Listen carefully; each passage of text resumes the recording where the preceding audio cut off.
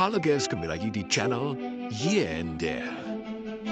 Di video kali ini saya akan mendongeng sebuah film di luar nalar part 2 berjudul Demon City yang dirilis pada tahun 2025. Film ini bercerita tentang seorang ayah sekaligus pembunuh bayaran elit yang memutuskan untuk melawan ratusan anggota mafia kejam yang telah membunuh semua keluarganya. Bagaimana keseluruhan ceritanya? Daripada penasaran, mari kita simak alur ceritanya.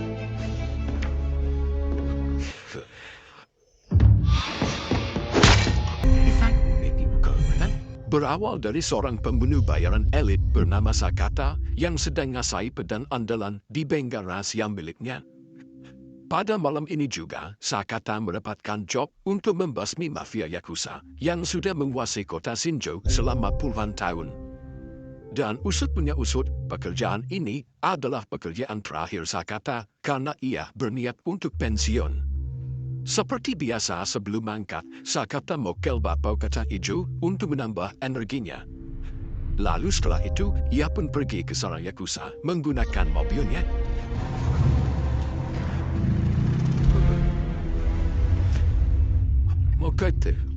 Sementara itu di sarang Yakuza, seorang anak buah bernama Taneko melaporkan kepada bos Yakuza yang sudah tua bernama Bagong-kun bahwa ada sekelompok mafia baru bernama Kimengumi telah mengambil alih bisnis mereka di pelabuhan.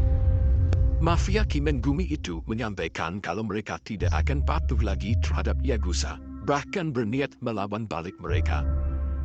Mendengar pesan itu, Bagong-kun pun hanya tersenyum karena sampai sekarang ini tidak ada yang mampu melawan kekuatannya. Dan sebagai hukuman karena Taneko tidak mampu menangani mafia baru itu, Bagong pun menyobek mulut Taneko. Bersama dengan itu, tiba-tiba ada suara gaduh di luar markas mereka. Dan ternyata suara itu berasal dari Sakata yang datang ke sini untuk menghabisi para Yakuza.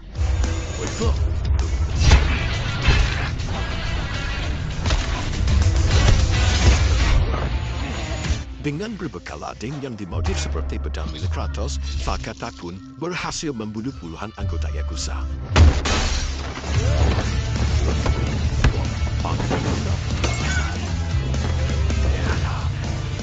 Dalam aksinya, Sakata memotong tangan salah satu Yakuza yang kita sebut saja namanya Yujuru.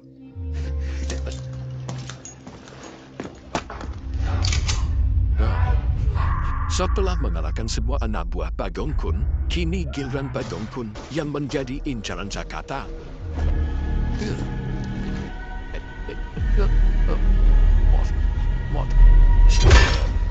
Ketika Sakata baru saja membunuh Bagong-kun, rekan Sakata bernama Fujita datang membantu. Namun ia agak telat karena 98% anggota Yakuza sudah habis di tangan Sakata. Nah, Sakata.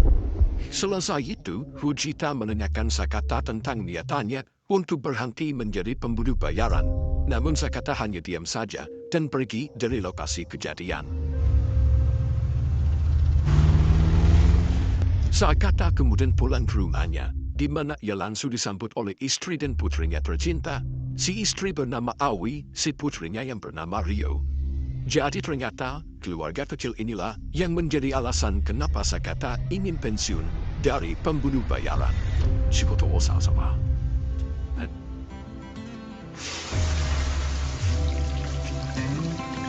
Saat Sakata selesai adus, tiba-tiba ia mendengar jeritan Ryo. Sakata pun berjalan secara perlahan, siapa tahu ada penjahat. Dan benar saja, saat ia melihat ke arah ruang tamu, istri dan putrinya sudah disandra oleh mafia Kimengumi yang setiap anggotanya memakai topeng iblis berjumlah 5 orang anggota.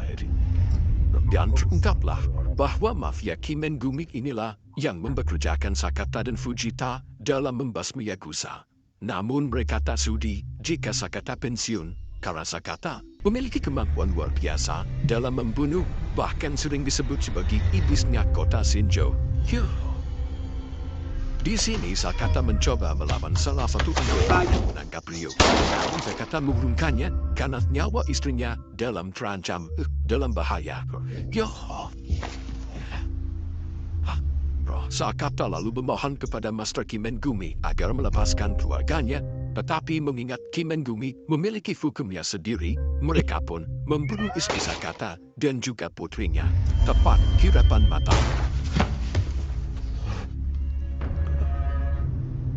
Tentu saja, Sakata sangat murka dan mengucap janji bahwa suatu saat nanti dirinya akan balas dendam. Shinjo. Sayangnya, semua itu sia-sia karena Sakata lebih dulu dibunuh oleh mereka dengan cara ditembak telapannya. Terio.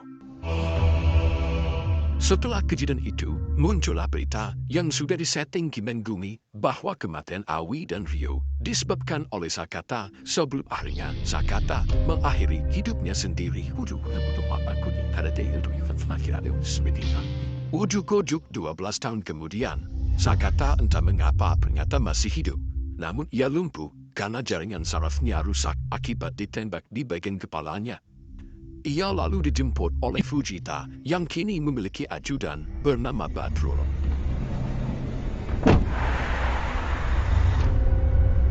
Setelah ini mudah machine lalu berpindah ke gedung wali kota di mana wali kota Shinjo bernama Ryu Sunohara sedang diwawancarai oleh wartawan serta jurnalis mengenai kemajuan kota Shinjo yang sangat pesat. Bagaimana tidak, hanya dalam waktu 12 tahun saja, kota ini sangat maju dan sejahtera, bahkan melebihi kota-kota besar lainnya di negara Jepang. Dalam acara ini, Sunohara disanjung oleh banyak pihak. Mereka berpendapat bahwa semenjak Sunohara menjabati kota wali kota Shinjo, kota ini semakin tahun semakin maju. Namun meskipun begitu, ada yang masih menaruh keanehan di kota Shinjo, termasuk seorang jurnalis bernama Kamiyama yang menanyakan tentang kasus misterius yang sering muncul. Kasus itu berupa hilangnya gadis-gadis remaja di setiap minggunya, kematian para pejabat terdahulu, dan masih banyak lainnya. Dan yang menjadi pertanyaannya, kenapa kasus tersebut tidak pernah terungkap? Bahkan pelakunya saja tidak ada satupun yang tertangkap. Bukannya memberi informasi yang lengkap, Sunohara malah mengelak dengan mengatakan kalau semuanya sudah diurus oleh pihak kepolisian, dan justru Sunohara malah memperingati Kiyayama bahwa kota Shinjo memiliki aturan. Siapa yang melawan, maka ia akan dihukum layaknya di negara Ariko oleh Inhi. Kalau matsuno joba mo yoku gozonji o hazu desho. Tsutsushinde itadakemasen ka? Di sisi lain, Fujita membawa Sakata ke sebuah apartemen kumuh. Di sana, Fujita meminta Badrul untuk merawat Sakata. Hai.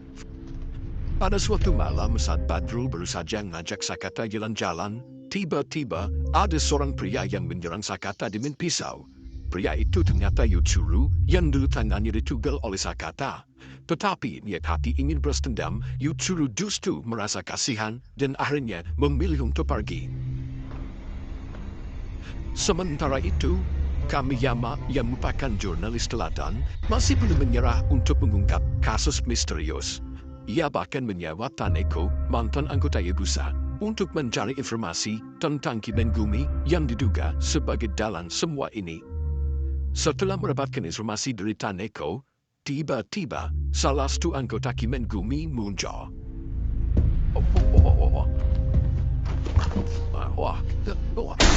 Anggota bertopeng iblis merah itu kemudian mengejar Kamiyama lalu memukulinya dengan palu. Gak cuma itu, Taneko yang hendak kabur juga dicegat oleh anggota Kimengumi lainnya. Anggota itu lalu menggiring Taneko ke jasad Kamiyama dan diminta untuk melakukan gundir.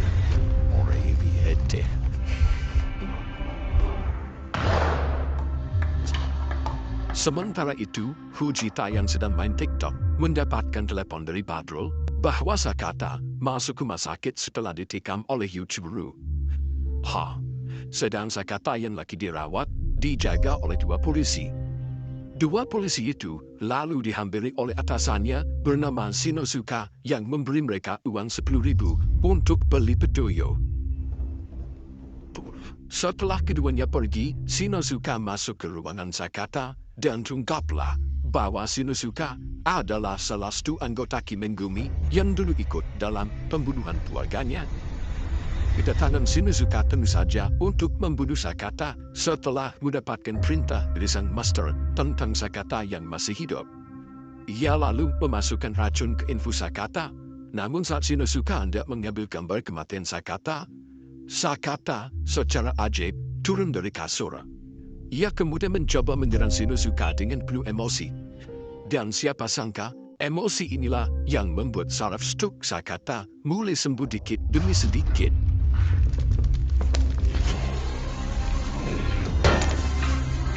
Di saat itu juga, dua anak buah Shinosuka datang lagi karena uangnya kurang.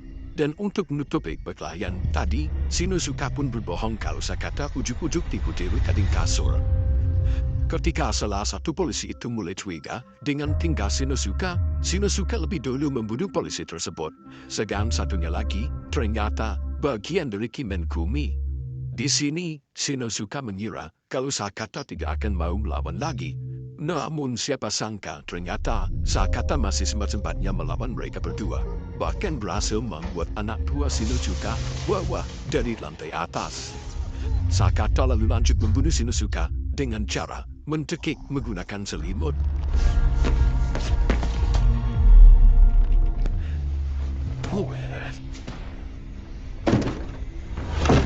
Gak lama kemudian datanglah Badrul dan Fujita. Keduanya lalu dibuat terkejut saat melihat Sakata berjalan keluar dari rumah sakit meski urat-uratnya belum pulih. Di saat itu juga Sakata melihat bapau kacang hijau dan begitu ia memakannya, Sakata langsung ingat tentang kematian istri dan putrinya. Dan karena hal itulah Sakata sembuh total dari lumpuhnya. Shin lalu berpindah ke pabrik pengolahan sampah milik salah satu anggota Kimenkumi bernama Ikkaku. Tetapi ternyata pabrik ini hanyalah sampul, di mana sebenarnya pabrik ini memproduksi micin haram. Selagi mengawasi produksi micin haram dan sempak terbang, Ikkaku menelpon salah satu anggota Kimenkumi bernama Mahuroba yang bertugas mengelola pelabuhan. Namun, bukan mengelola ikan petek, melainkan mengelola kedis-kedis Pecospire untuk dijual kepada para wibu. Ikkaku lalu memberitahu Mahuroba bahwa Sakata bangkit dari kelumpuhan. Untuk mengatasi Sakata, mereka pun sepakat untuk menyuruh Fujita menghabisi Sakata. Fujita yang masih bersama Sakata lalu mendapatkan pesan dari Ikkaku untuk membunuh Sakata. Tetapi tentu saja sebagai rekan, Fujita menolak secara diam-diam dan justru memiliki rencana untuk membantu Sakata membalaskan dendamnya.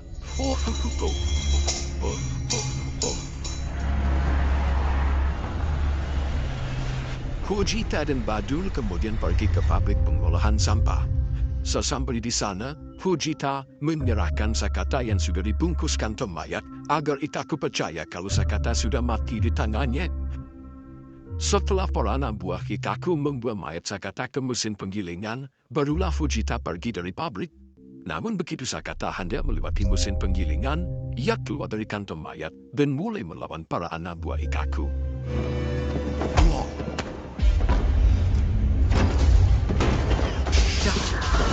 Aksi nekat Sakata pun diketahui oleh Ikkaku yang secara langsung menyuruh penjaga gerbang untuk menjaga Fujita pergi dari pabrik.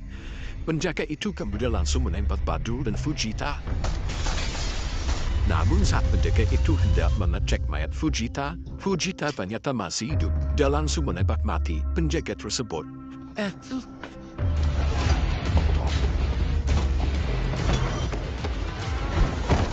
Sementara itu, Sakata masih melawan puluhan anak buah Ikkaku seorang diri. Dengan berbekal kepintaran dalam bertarung, Sakata akhirnya berhasil membunuh sebagian besar anak buah Ikkaku.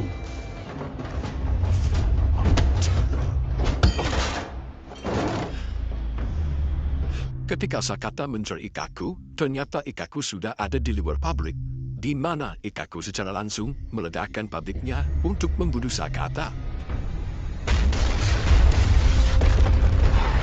Ledakan itu pun menarik perhatian sang Master Kimenkumi. Awalnya Ikkaku mengira kalau Sakata sudah mati. Namun beberapa saat kemudian, Ikkaku terkejut karena ternyata Sakata masih hidup. Saat Sakata hendak membunuh Ikkaku, tiba-tiba Ikkaku ditabrak oleh Fujita. Fujita yang terluka parah akibat tertembak, lalu mengucapkan pangapura kepada Sakata. karena ternyata Fujitala yang dulu memberitahu kepensiunan Sakata kepada Kimengumi. Menetap hal itu, Sakata pun langsung membunuh Fujita. Kini segera.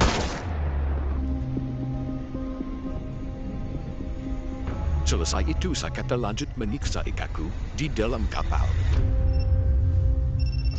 Di tengah siksaan, sang Mastra yang ternyata adalah wali kota Sunohara menelpon Sakata melalui HP Ikaku. Dalam obrolan itu, Sunohara mengatakan bahwa dirinya menyesal karena telah membiarkan Sakata hidup. Namun meskipun begitu, Sunohara sama sekali tidak takut dengan Sakata yang kini telah membunuh ratusan anak buahnya. Gak cuma itu, Sunohara juga mengungkapkan fakta bahwa putri Sakata alias Ryo sebenarnya masih hidup dan kini Ryo ada di tangannya. Jika Sakata berbuat lebih jauh lagi, maka Sunohara mengancam akan membunuh Ryo. Mendengar kabar ini, Sakata pun syok. Tapi justru dengan kabar inilah, semangat Sakata dalam balas dendam semakin membara. Sakata kemudian membiarkan Ikaku mati secara perlahan.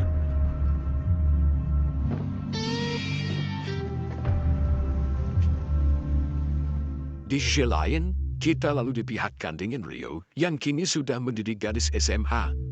Namun ternyata Ryo telah diasuh oleh Mahoroba sejak kecil, di mana sejak saat kejadian 12 tahun yang lalu, Mahoroba mendoktrin Ryo bahwa dirinya adalah ayahnya. Kyotsketera, Mahoroba lalu mendapatkan telepon dari Sunohara yang mengatakan Sakata telah mengetahui kalau Ryo masih hidup.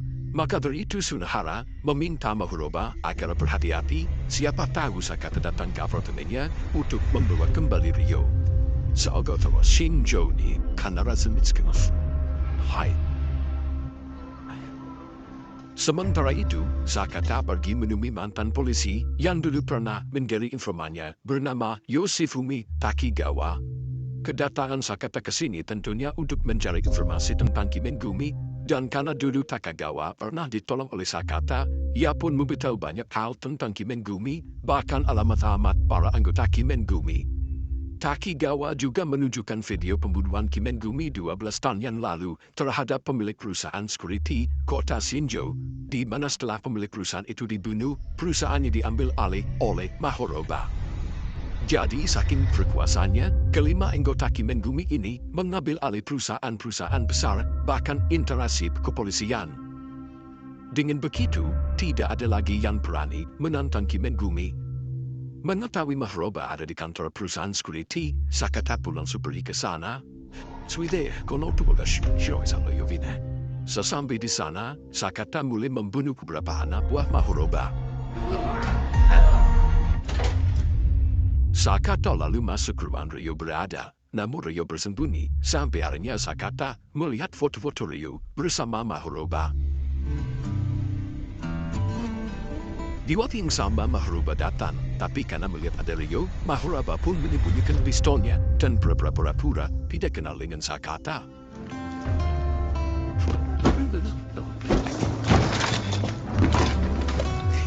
Keduanya kemudian bertarung.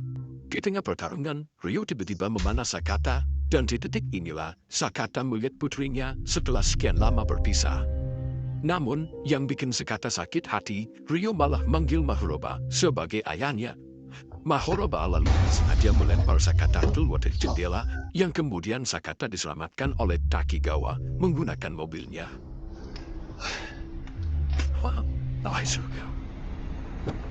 Singkat cerita, saat Takigawa mengobati luka Sakata, ia mendapatkan telepon dari Sunohara yang memperingati Takigawa untuk tidak ikut campur. Sunohara lalu berbicara kepada Sakata bahwa nyawa Ryo ada di tangannya, dan kini Ryo sedang dibawa ke markasnya. Mau tahu hal itu, Sakata pun langsung pergi untuk menyelamatkan Ryo. Tapi sebelum itu, Sakata kembali ke bengkel rahasianya dulu untuk mengambil senjata kesayangannya, yaitu pedangnya Kratos. Setelah mengambil pedangnya, Sakata pun pergi ke markas Sunohara menggunakan mobil lamanya. Sesampai di markas, Sakata kemudian mulai membunuh peranakan Kimengumi yang jumlahnya tidak sedikit. Meskipun belum banyak, Sakata terlihat masih kuat dan berhasil membunuh mereka dengan sangat mudah.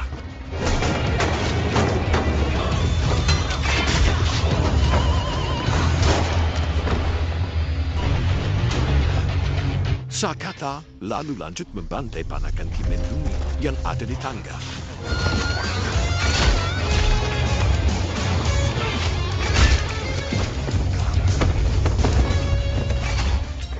Setelah membunuh mereka semua, Sakata akhirnya dipertemukan dengan Mahoroba dan terjadilah pertarungan di antara keduanya.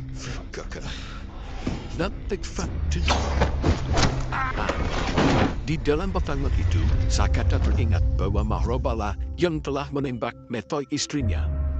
Dan karena Mahoroba memiliki dengkul kopong, ia pun ingin mudah dibunuh oleh Sakata.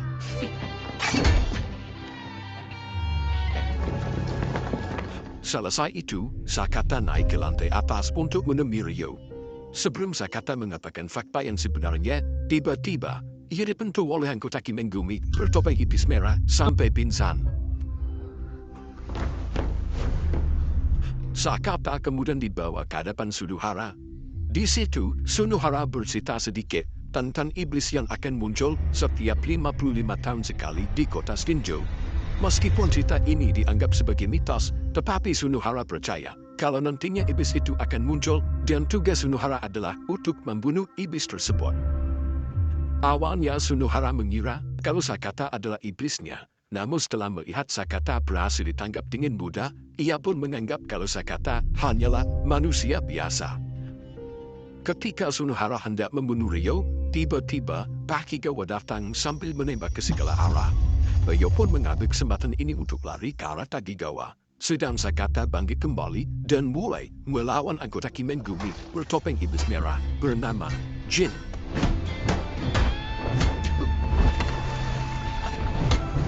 Meskipun dalam pertarungan itu, Jin terlihat terampil dalam bertarung, tetapi Jin akhirnya berhasil dibunuh oleh Sakata. Melihat Jin terbunuh, Sunohara pun teringat masa kecilnya, di mana Ryo dan Jin ini adalah saudara kembar sekaligus satu seperguruan bela diri. Keduanya berjanji akan saling mendukung satu sama lain, sampai akhirnya pada suatu malam, keduanya entah mengapa berani membunuh gurunya sendiri.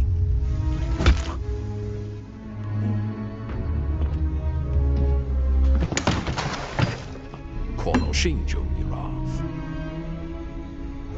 Kono Macho Lamo. Sakata kemudian bertarung melawan Sunohara. Tapi karena Sakata sudah terluka parah, ia pun ingin mudah dikalahkan oleh Sunohara yang berhasil memotong satu lengannya.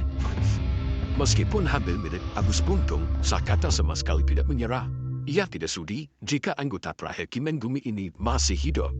Maka dari itu, Sakata mengeluarkan seluruh kekuatannya untuk membunuh Sunohara. Dan dari situlah, akhirnya, Sunohara mulai sadar bahwa Sakata lah iblis Shinjo yang dimaksud.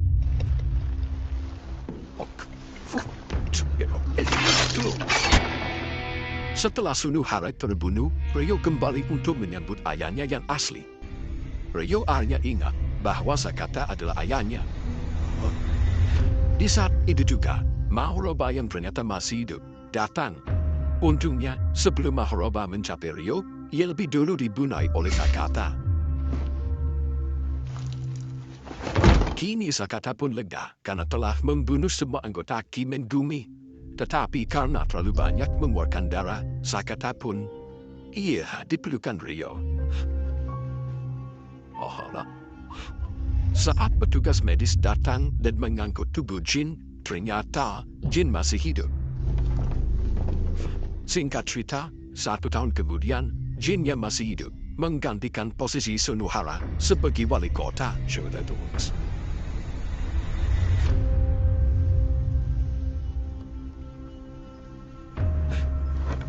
Namun, pada suatu hari, saat Jin sedang melakukan tari iblis, ia berhasil dibunuh oleh Ryo yang kini menggantikan posisi ayahnya sebagai assassin paling brutal di Jepang, dan film pun berakhir.